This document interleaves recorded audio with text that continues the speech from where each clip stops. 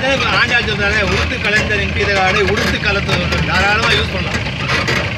ஆண்டாளே சொல்லியாச்சு, அப்புறம் அப்பயே எல்லாத்தையும் நம்ம அது எதையாவது கடைபிடிக்க முடியுமா? அதெல்லாம் கடைபிடிக்கலாமே.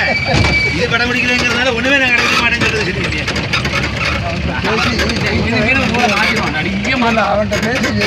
வந்து நான் 10 நாள் கழிச்சு வாசம் பண்ணா வச்சுக்கோ, டக்குனு அதுக்கு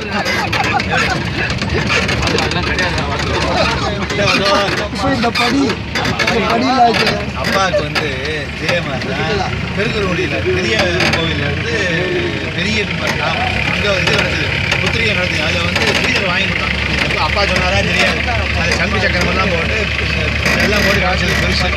அது பெருசுன்னா அது வேஸ்ட்டு மாதிரி ஊற்றிக்கலாம், அந்த அளவுக்கு பெருசு. பெருமாள் ஊற்றியமாக பார்த்துக்கலாம். பெரிய பெருமாள் இல்லையா, பெரிய பெருசு. நம்ம வந்து ரொம்ப இதுவே கட்டிக்கலாம், அது மாதிரி அவ்வளோ பெருசு எடுத்துருந்தார். அழகாக இருந்தது, ஜரியெல்லாம் போட்டு. யாரோ சொன்னாங்க விட்டு அங்கே உள்ள கோவிலில் எங்காத்து கோவில் பக்கத்தில் அவர் கட்டிட்டு ஜம்முன்னு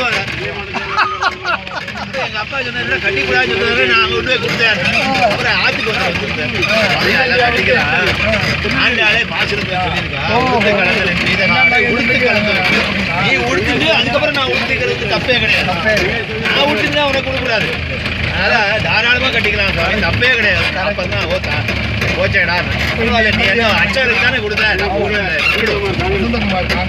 அது வந்து நான் நினச்சேன், அது இன்னைக்கு தான் எனக்கு ஞாபகம்.